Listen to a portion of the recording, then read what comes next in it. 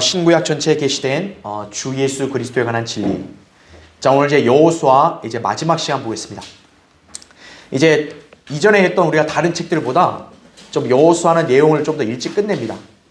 그거는 이제 그 저번에 한번 했던 내용들이 반복되는 주제도 있고요. 또 그리고 중요한 것은 이 여호수아 책의 특성이 이제 재림 때 이제 군대 대장 전사로 싸우시는 주님을 예표하다 보니까 여기에 주로 기록된 내용들 다 전쟁에 관한 내용들은 어차피 다 한 예언적 주제로 집약이 됩니다. 즉 아마겟돈 전쟁, 재림 때 있을 그런 예수 그리스도의 어떤 그런 이렇게 싸우시는 그리고 승리하시는 그러한 주제로 딱 통일되기 때문에 뭐 이제 다른 내용들 다 해도 어쨌든 재림과 다 재림을 가리켜서 우리가 더 특별히 별도로 할 내용은 따로 없습니다. 그래서 제가 처음에 설명드렸던 내용 그거랑 이제 거의 다 이제 일치하기 때문에 또 별도의 설명은 없고, 그러니까 여러분이 여호수아를 딱 보면은 항상 예언적인 주제로는 예수 그리스도의 재림 때 민족들을 쳐 부수시고 승리하시는 바로 그런 사건을 예언적으로 계시해 준다. 그러면 이제 거의 다 맞는 거예요, 사실은. 네. 자, 그러면 이제 오늘은 이제 어떤 내용을 좀 볼 거냐면, 자, 분명히 주님께서 재림하셔서 싸우시는 전쟁은 초자연적인 전쟁이고, 또 그분이 홀로 정말 놀랍게 민족들을 쳐 부수실 거란 말이죠. 자, 그래서 그 각도를 조명할 수 있는 그런 전쟁의 내용을 한번 보려고 합니다. 그래서 오늘 볼 전쟁은 기브온 전투예요. 그래서 이 기브온 전투 때 여호수아가 승리한 이 사건이 바로 재림 때에 있을 그 주님께서 치르실 전쟁을 예표한다라는 거죠. 참 이게 얼마나 놀랍게 예표하냐면은 여기서 초자연적인 역사가 특히 일어납니다. 그러니까 이거는 결코 어떤 인간의 방법과 힘으로 싸운 전투가 아니라는 거예요. 주님이 친히 싸우신 거고 주님이 직접 주관하셨다는 거죠. 그래서 재림 때 주의 날에 있을 전쟁도 바로 그렇게 주님께서 친히 주관하시고 승리하신다는 것을 이제 우리가 여기서 한번 볼 수 있는 거예요. 자, 여호수아 10장을 한번 펴보겠습니다. 자, 여호수아 10장 보시면요. 자, 오늘 이제 제목은 기브온 전투의 승리, 재림의 예표인데요. 자, 그래서 이제 기브온이 이제 어떻게 해서 여기에 연관되어 있는지를 한번 간략히 설명드리면, 여러분이 이제 여호수아 이제 9장의 내용을 보시면 이제 그 배경을 다 알 수 있습니다. 이제 여호수아 7장, 8장에서 이제 그 이스라엘 백성이 이제 아이성 전투에서 처음에 패했지만 회개하고 잘못된 걸 바로잡으니까 승리했죠. 이제 그 소식이 이제 여기 기브온에까지 들리니까 이 기브온 거민들이 상당히 겁을 먹고 자기들은 이제 진멸 안 당하려고 속임수를 씁니다.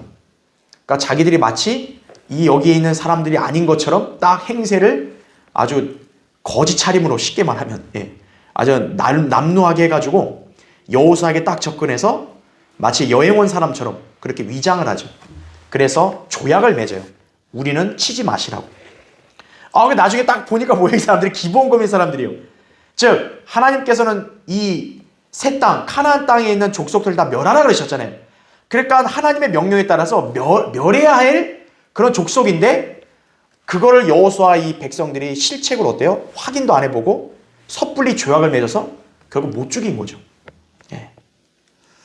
그러니까 어떻게 해야 되냐면 결국 이들을 살려줘야 되고 이들을 보호해줘야 되는 그런 위치로 쓴 거예요. 어떻게 보면 이제 덫에 걸린 거죠. 그러니까 여호수아는 자기 생에 어떻게 보면 이런 실책을 남긴 거예요. 자, 그래서 결국 물론 이제 그 기브온 거민은 이스라엘에게 종살이를 할 수밖에 없는 그런 위치로 갑니다. 물론. 그러나 그들을 진멸할 수는 없게 조약을 맺은 거예요. 자, 이제 그 소식이 예루살렘에 있는 그런 왕에게 전달이 됩니다. 그래서 예루살렘에 있는 왕에게 전달이 됐는데 기브온도 보니까 당시에 작은 성읍이 아니거든요. 근데 그러한 성읍의 거민들이 어때요? 이스라엘과 화치를 맺었다니까 이 예루살렘 왕이 이대로 두면 안 되겠다 해서 이 기브온을 치기로 작정을 합니다. 그래서 예루살렘 왕이 이제 주변에 있는 왕들과 동맹을 맺어서 기브온을 치려고 하는 거예요. 그러니까 기브온 거민들 입장에서는 이제 이스라엘에게 다시 의탁하는 거죠. 당신들을 보면 우리랑 약속 맺어서 우리 보호해 주기로 했죠? 그러면 우리를 도와주라고. 그래서 여호수아가 이제 이스라엘 군대를 이끌고 가서 이제 이 예루살렘 연합군들과 싸우는 겁니다. 이게 이제 기브온 전투예요. 예. 자, 그래서 거기 첫 번째 보세요. 교환에 기브온이 겁을 먹고 이스라엘에 투항하여 그들과 화친을 맺었다 하죠. 이에 예루살렘 왕, 자, 예루살렘 왕의 일단 이름부터 한번 볼게요. 아도니세덱이라고 나옵니다. 이 아도니세덱을 중심으로 아모리인의 5왕이 연합하여 기브온을 대적했다라는 거죠. 자, 여러분 예루살렘이라는 성읍 분명히 성경에서 중요한 도성이죠, 이게요. 예루살렘이. 근데 이 예루살렘 당시의 왕의 이름을 한번 보자 이거죠. 아도니세덱. 자, 왜 제가 이름을 보냐면 지금 이 기브온 전투의 발발하는 모든 과정들이 다 재림을 예표하기 때문에 그런 거예요. 자, 예루살렘 왕이 아도니세덱이라 나와요. 자, 괄호 1번 보세요, 거기. 교환에. 아도니세덱의 이름은 그 이름의 뜻이 뭐냐면 의의 주라는 뜻이에요. 여러분, 이 의의 주라고 하면 딱 누가 연상이 돼요? 예수 그리스도가 딱 뭔가 연상이 되잖아요? 그러니까 이 왕의 이름을 보면 의의 주, 보면 좋은 의미예요. 그런데 원래 예루살렘의 첫 번째 왕이 누구였냐면 아도니세덱이 아니었죠. 예루살렘의 첫 번째 왕은 멜키세덱이었어요, 원래. 멜키세덱이 처음 등장한 게 창세기 14장. 아브라함이 이제 전쟁에 이기고 돌아올 때 등장했죠. 그 멜키세덱의 이름이 성경에서는 뭐라고 하니까 의의 왕, 또 살렘은 화평의 왕이라고 그랬어요. 그래서 멜키세덱의 이름은 의의 왕, 화평의 왕이다라는 거죠. 자, 그래서 이 예루살렘 왕의 이름을 한번 대조해 볼게요.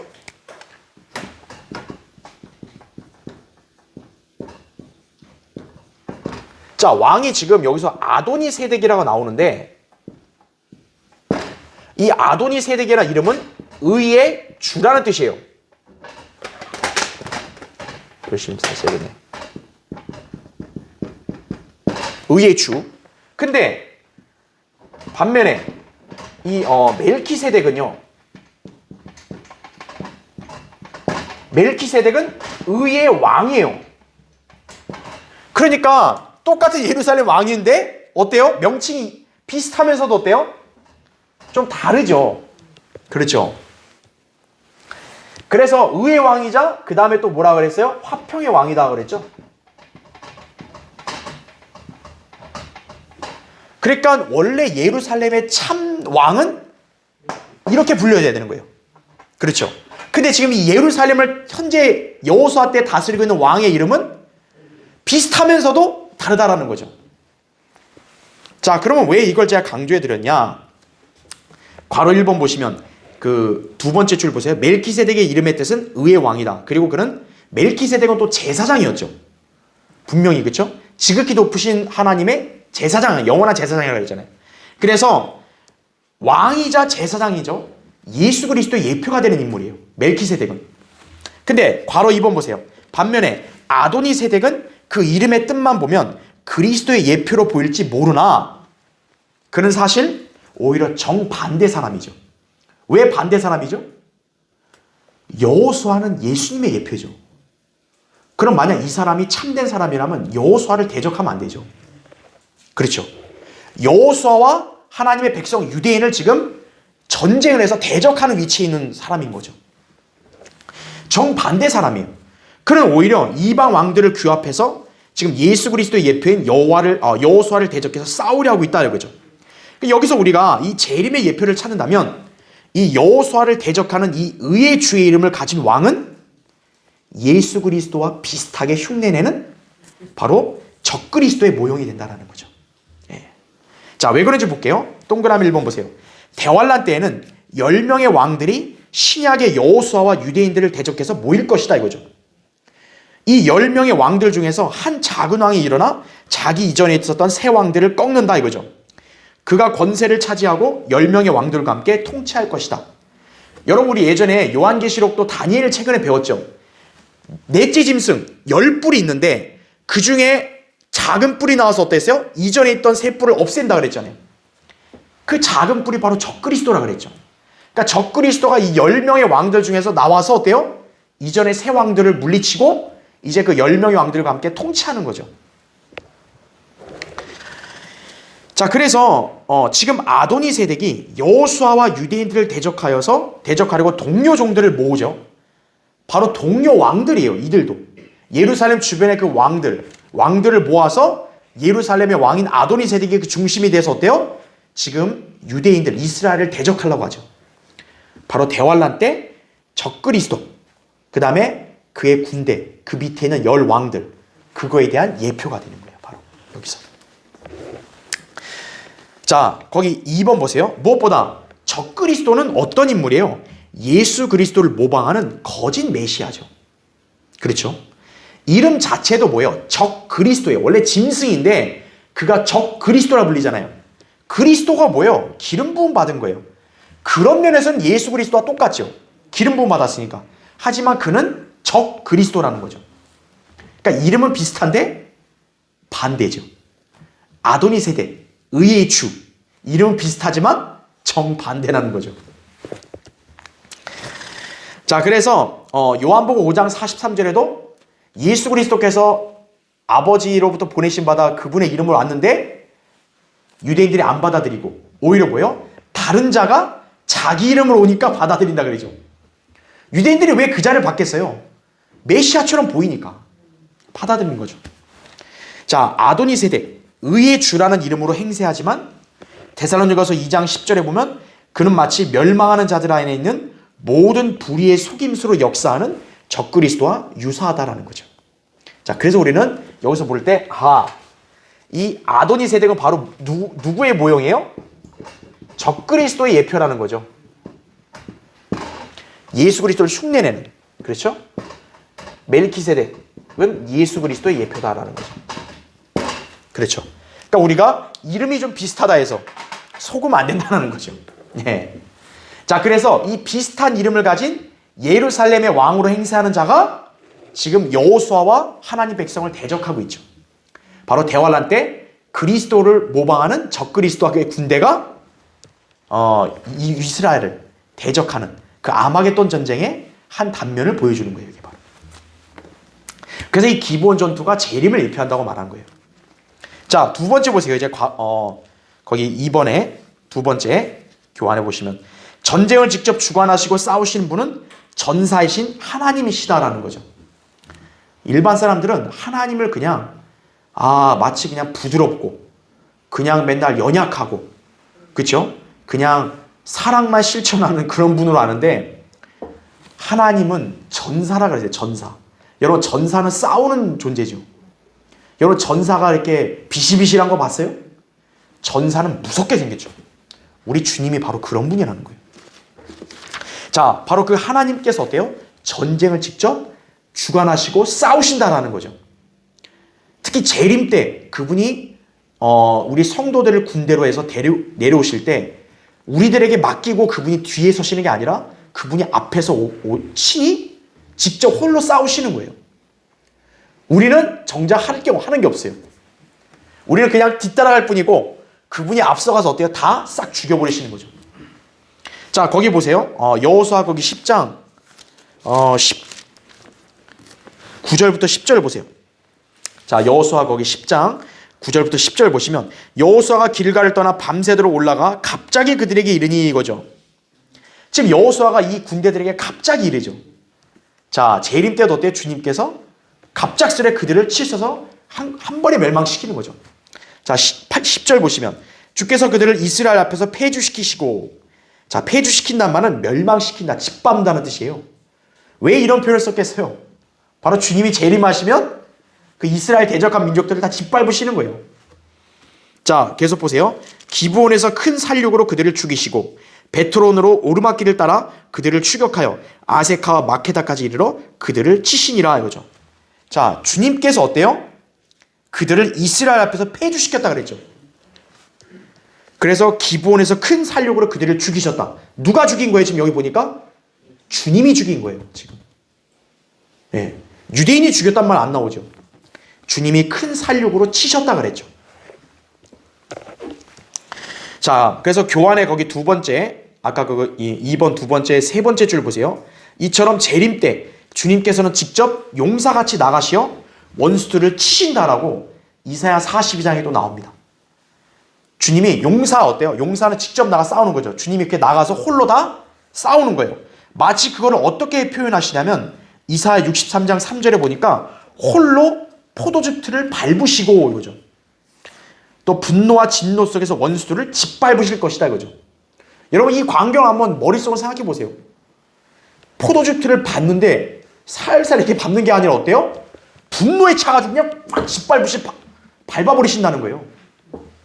그러니까 주님이 무슨 뭐 이렇게 웃으면서 이렇게 부드럽게 살게 가는 게 아니고 그냥 막 화가 잔뜩 나서 어때요? 포도즙틀을 밟아버리시듯이 뭉개버리시지 그렇게 뭉개버린다는 거예요. 이스라엘을 대적하는 적그리스도 밑에 있는 유엔의 그 군대를 어때요? 밟아버리신다는 거예요. 그러니까 인간의 이성으로는 이게 이해가 안 되는 거죠. 믿을 수 없다 이거죠. 하나 우리는 하나님 말씀을 기록된 그대로 믿는 거예요. 예언이라고 이게 바로. 지금 세상은 어때요? 유엔이 제일 잘난 걸로 뻑이잖아요. 그렇죠? 유엔이 뭐 다 뭐하고 하면은 뭐 전 세계의 의견이 마치 그건 줄 알고 최종권인 줄 알고. 근데 하나님께서는 유엔을 다 진멸시키는 거예요. 왜냐하면 유엔은 성경을 대적하고 하나님을 대적하고 하나님의 백성 이스라엘을 대적하기 때문에 그런 거예요. 그 유엔을 진멸시키는 거예요. 네. 자, 세 번째 보세요. 주님께서는 하늘에서 어떻게 하냐? 우박덩이들을 내리셔 적들을 죽이신다 그죠.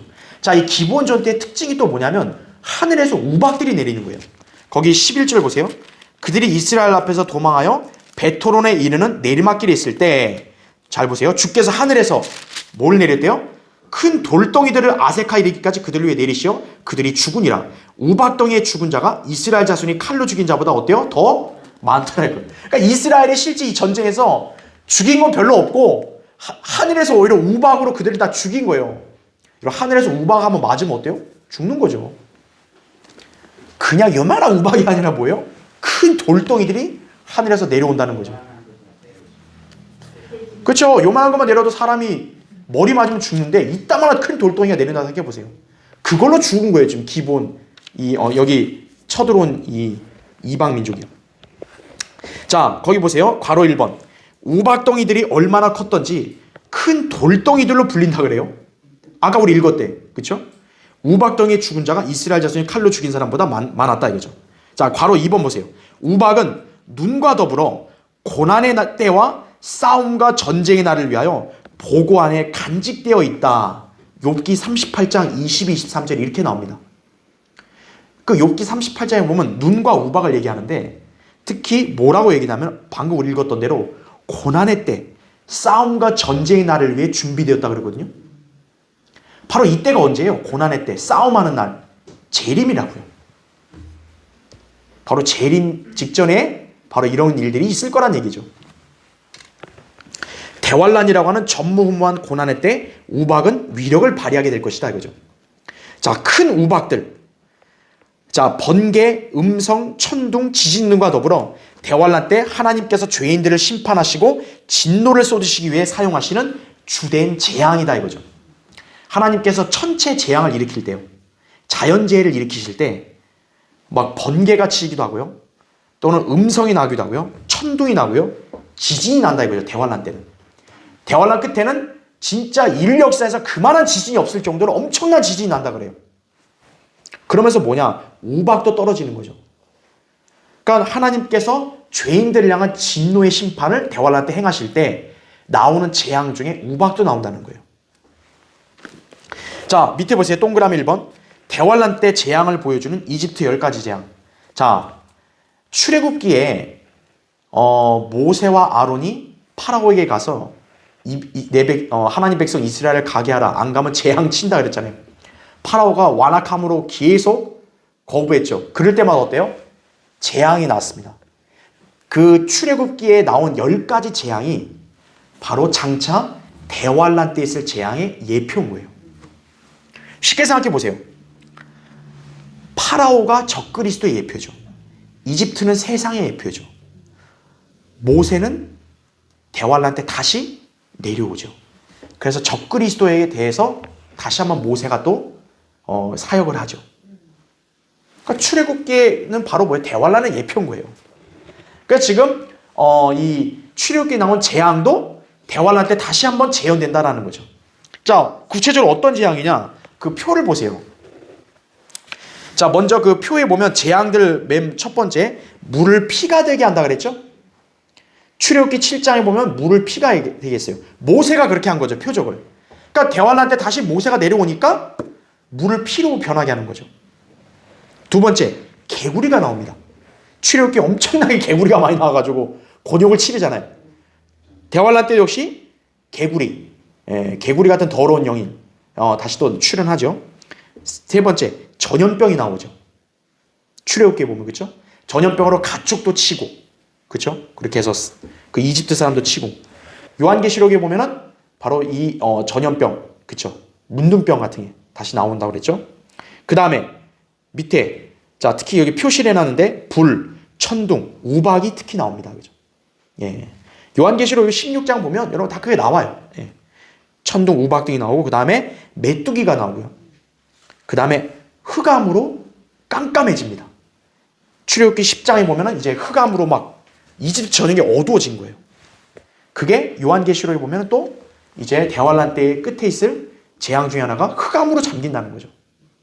빛이 안 보이는 거예요.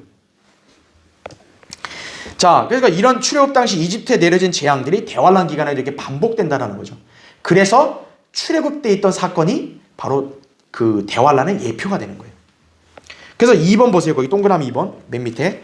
대환란 때는 무게가 한 달란트나 되는 큰 우박이 하늘에서 떨어진다고 계시록 16장 21절에 나와요. 여기 달란트가 얼마나 무거워요? 그러니까 이따만한 우박이 떨어지는 거예요. 그렇죠? 따라서 그 다음 페이지 보시죠. 지금 이 전쟁에서 우박이 떨어지는 것은 바로 대환란 때를 예표하는 것이다 라고 볼 수 있는 것이죠. 자, 네 번째 보세요. 자, 이게 이제 중요한 사건입니다. 자, 이 기브온 전투에서요, 태양과 달이 멈춰요. 거기 여호수아 10장 12절 보세요. 주께서 아모리인을 이스라엘 자손 앞에 넘겨주시던 날에 여호수아가 주께 고하였으니, 자, 여호수아가 하나님께 기도했는데 응답받은 거예요. 그가 이스라엘 목전에서 말하기를, 태양아 너는 기브온이에 머무르고 달아 너는 아얄론 골짜기에 머무르라 하자. 13절에 태양이 멈추고 달이 머물렀으니 백성이 그 원수에게 원수를 갚기까지 하였느니라. 해가 하늘 중간에 멈추어서 거의 종일 속히 내려가지 아니하였다고 야셀의 책에 기록되지 아니하였느냐. 주께서 사람의 음성에 경청하신 그와 같은 날은 전에도 후에도 없었나니 이는 주께서 이스라엘을 위하여 싸우셨음이니이다. 이렇게 말씀하죠. 자, 지금 보면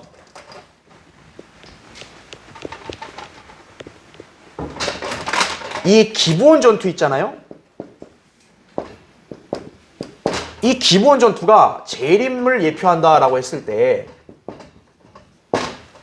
즉 이 기브온 전투에서 우박이 내린단 말이에요. 그렇죠? 대환란 때도 역시 우박의 재앙이 있다 이거죠. 그 다음에 또 하나가 뭐냐면 초자연적인 전투예요, 이게. 초자연적 전투. 즉 이거는 인간이 할 수 있는 전투가 아니라 하나님이 하신 거예요. 그러니까 재림 때도 역시 뭡니까? 주님이 초자연적으로 싸우신다라는 거죠. 그렇죠? 인간들이 막 이렇게 싸우는 게 아니고 초자연적으로 주님이 다 진멸시키는 거예요. 근데 이 초자연적인 게 뭐냐면 어떤 게 나오냐? 천체가 변형된 거예요. 즉 태양과 달이 멈췄다 이거죠. 근데 태양과 달이 멈췄다는 건데 이거를 믿지 못하는 거예요, 사람들이. 이게 설마 사실이냐고.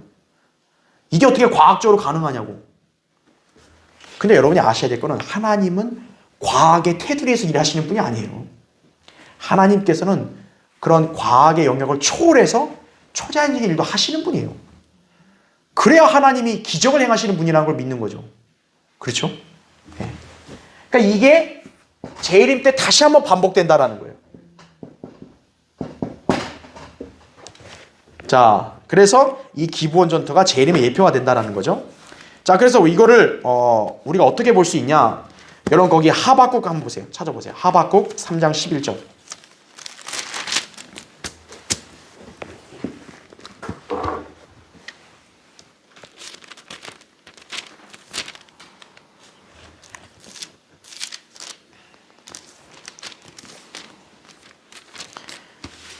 자, 하박국 거기 3장 8절부터 볼게요. 제가 8절. 여러분 이 하박국 3장을 말씀들 한번 직접 듣고 또 눈으로 보면서요. 이게 재림 때 있을 일들과 얼마나 잘 일치가 되는지 한번 잘 보세요. 자, 3장 8절 보시면 주께서 강들에 대하여 불쾌하셨나이까? 강들에 대하여 주의 분노가 있으셨나이까? 바다에 대하여 주의 분노가 있으므로 주께서 주의 말들과 주의 구원의 병거들을 타셨나이까? 지파들의 맹세들 즉 주의 말씀에 따라 주의 활이 완전히 꺼내어졌나이다. 셀라. 주께서는 강들로 땅을 쪼개놓으셨나이다. 산들이 주를 보고 떨었으며 물의 넘침이 지나갔으니 기품이 그의 음성을 내며 그의 손을 높이 들었나이다. 자, 11절 보세요. 해와 달이 아직도 뭐라 그래요? 그들의 처소에 멈춰섰으니 이거죠.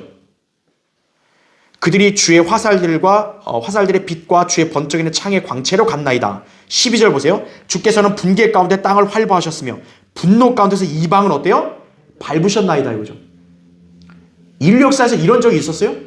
없었죠. 재림 때 있는 거죠. 근데 그 재림을 말씀하는 구절에 11절에 바로 뭐라 나와요? 해와 달이 아직도 그들의 처소에 멈춰섰다 이거죠. 이게 바로 언제 있었냐? 여호수아가 치렀던 기본 전투 때 있었던 건데 재림 때 다시 한번 있는다는 거죠. 자, 13절 한번 더 보세요. 주께서는 주의 백성의 구원을 위하여 곧 주의 기름 부음 받은 자와 함께하는 구원을 위하여 그랬죠? 바로 메시아죠. 기름 부음 받다는 게. 보세요. 구원을 위하여 나가시어 그 기초를 끝까지 드러내심으로써 잘 보세요. 악인의 집에서 그 머리에 뭘 입혀요? 상처를 입히셨나이다. 머리에 상처를 가하는 거죠. 해를 가하는 거죠. 바로 주님이 재림하시면 사탄의 머리를 짓밟는 것이죠. 로마서 16장 20절에 나온 그 말씀 그대로 아니에요. 그렇죠? 자, 그래서 이 문맥을 다 전후 문맥 보니까 재림이다 이거예요. 재림 때 지금 해와 달이 멈춘다는 게 다시 있는 거죠.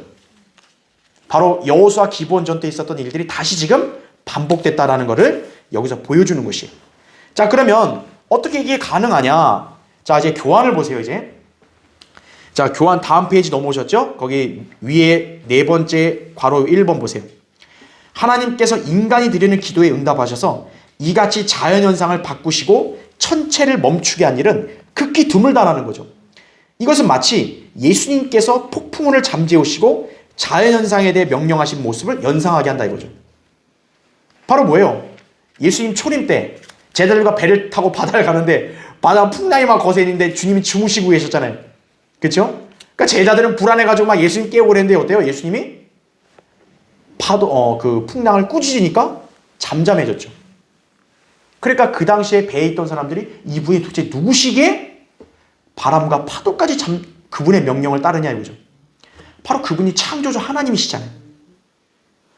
그러니까 예수님이 그런 자연현상을 딱 다스렸던 그것이 어떻게 보면 여기서 뭔가 연상이 되죠.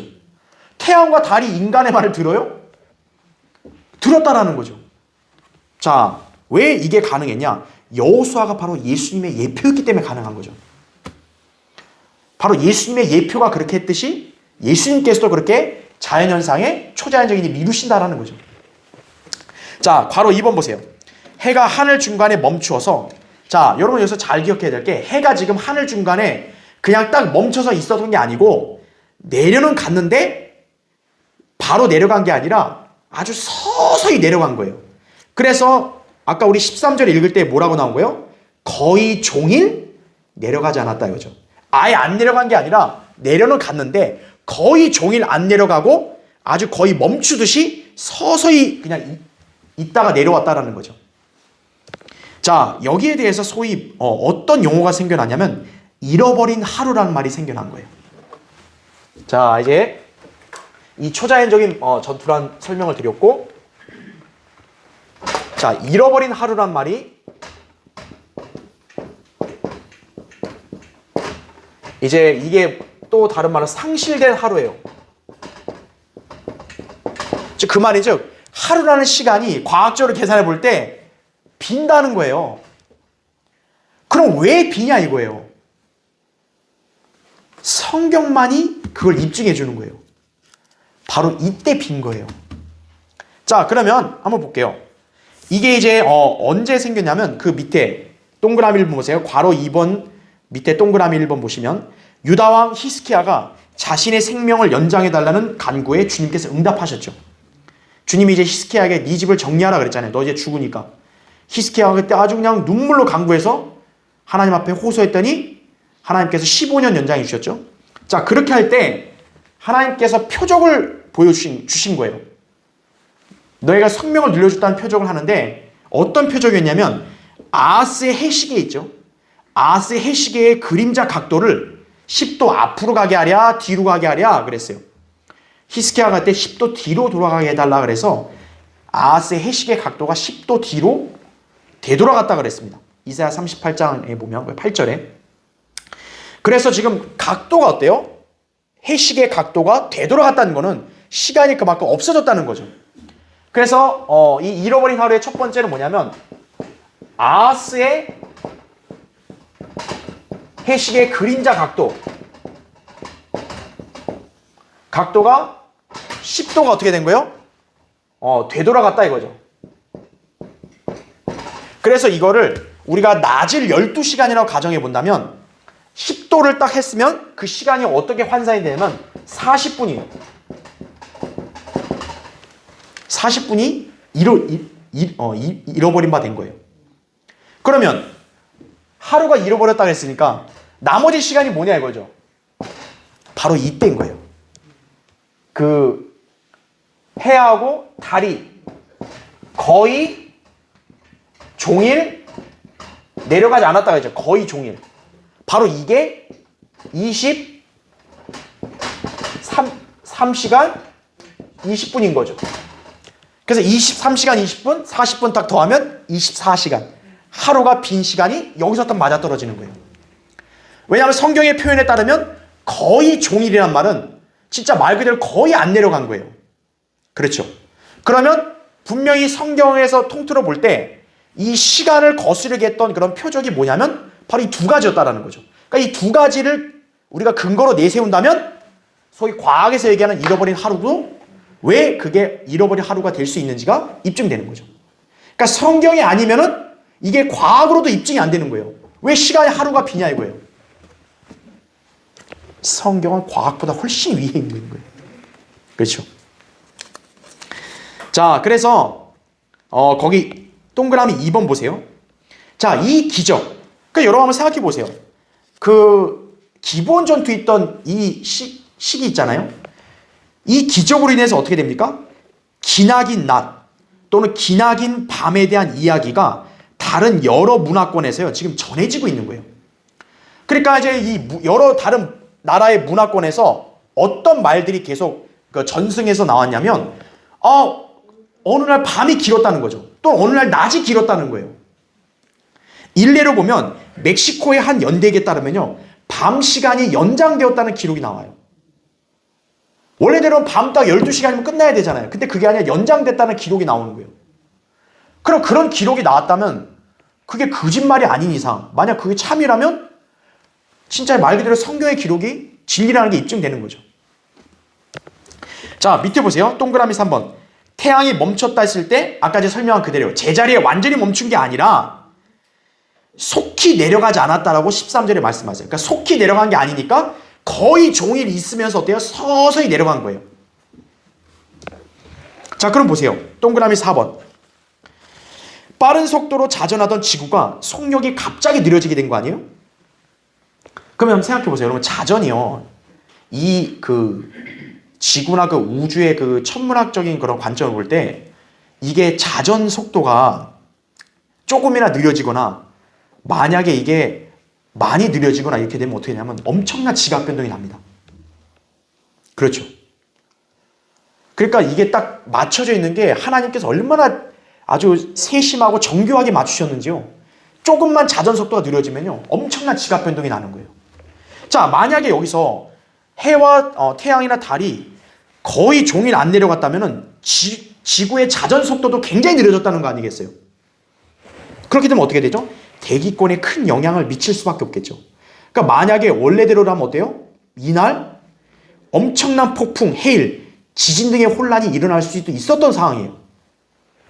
그럼 만약에 그렇게 태양과 달이 멈췄으면 여호수아는 전쟁도 못 치르고 어때요? 그런 지각 변동에 휩쓸려 갈 수도 있었겠죠. 근데 어떻게 합니까? 하나님께서는 여호수아가 승리할 수 있도록 해주시기 위해서 지구의 속도가 어때요? 자전 속도가 느려지면서도 발생할 수 있는 물리적인 모든 혼란들을 다 하나님의 관장에서 안 일어나게 하신 거죠. 태양과 달이 거의 멈추면서 지구의 속도도 느려졌을 거 아니에요. 그러면 어떻게 돼요?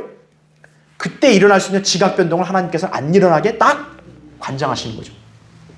과학으로 그게 가능하겠어요? 하나님이니까 가능한 거죠. 그렇죠. 자, 그래서 바로 3번. 이처럼 재림 때 주님께서는 이스라엘을 위해 민족들을 대적해서 전쟁의 날에 싸우셨을 때처럼 다시 싸우실 것이다 라는 거죠. 여러분 한 번 더 찾을게요. 스가랴 보세요. 이제 구약의 맨 마지막 책의 두 번째죠. 스가랴 14장 보세요.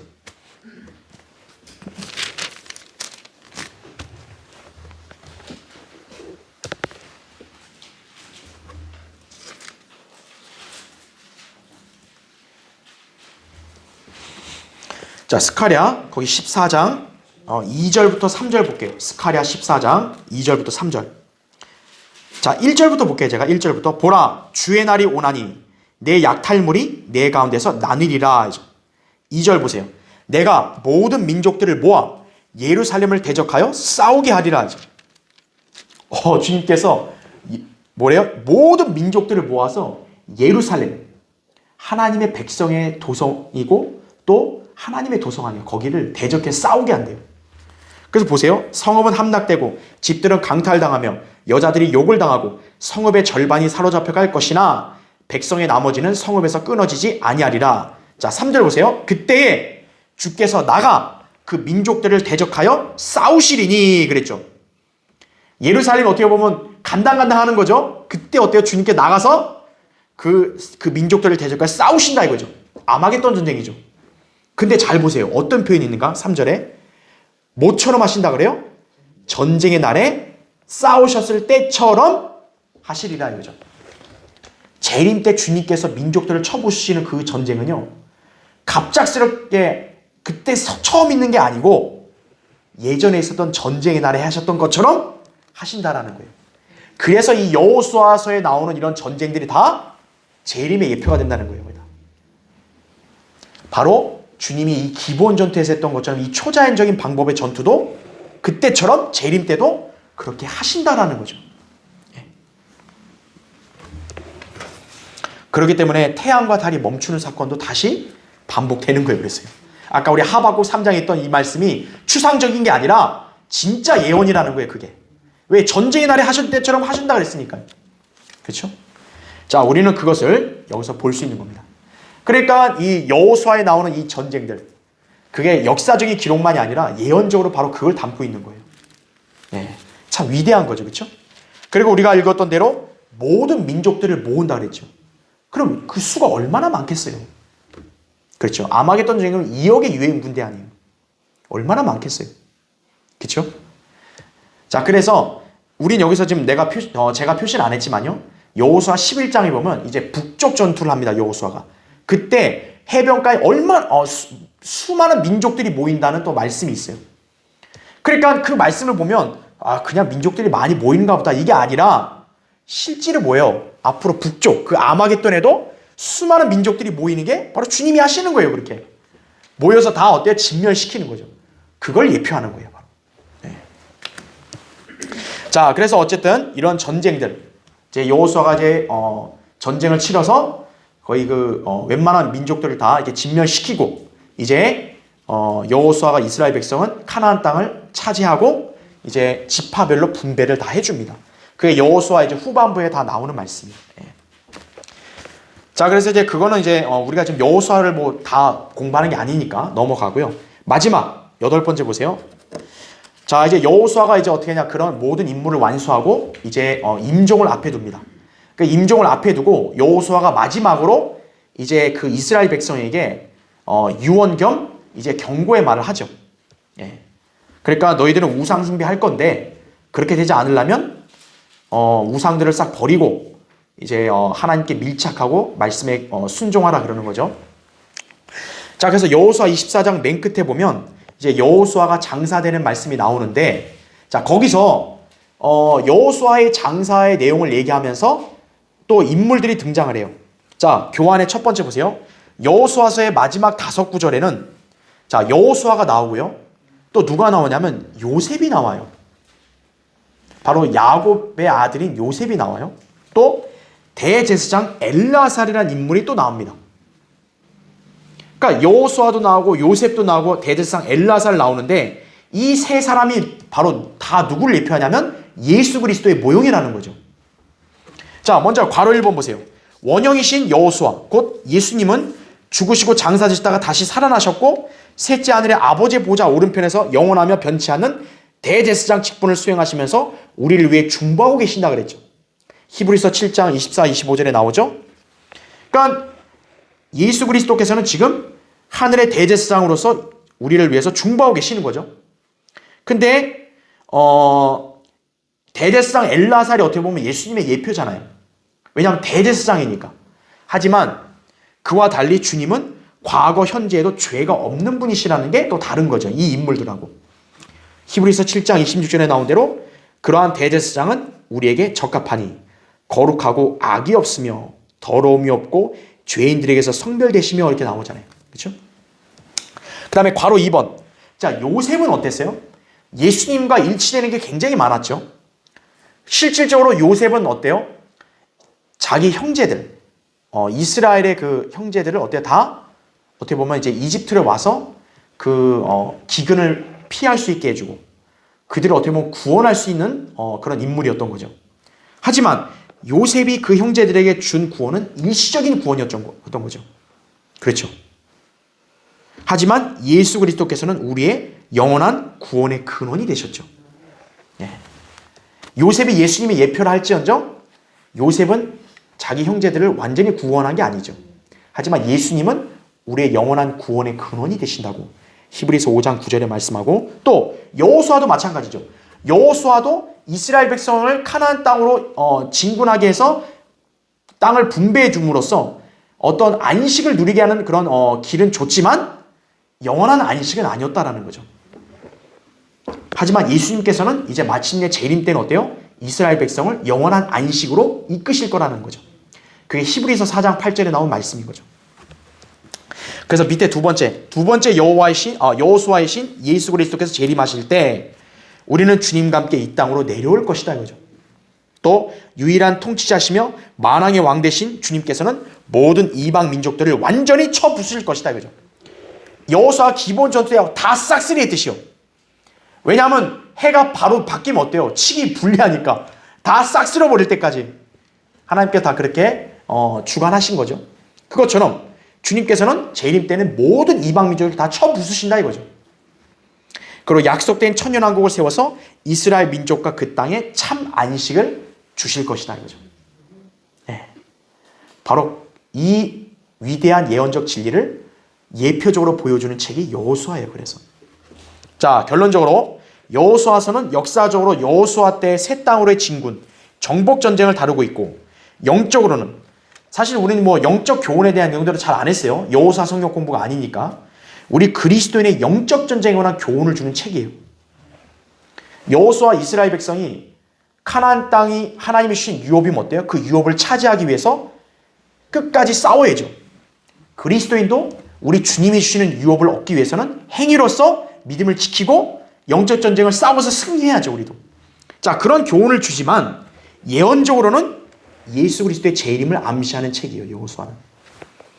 당시 여호수아는 이스라엘 백성에게 완전한 구원과 안식을 제공해 줄 수 없었지만 예수 그리스도는 이스라엘을 온전히 구원하시고 그들을 안식으로 이끄실 진정한 군대 대장이요 왕이시다 이거예요.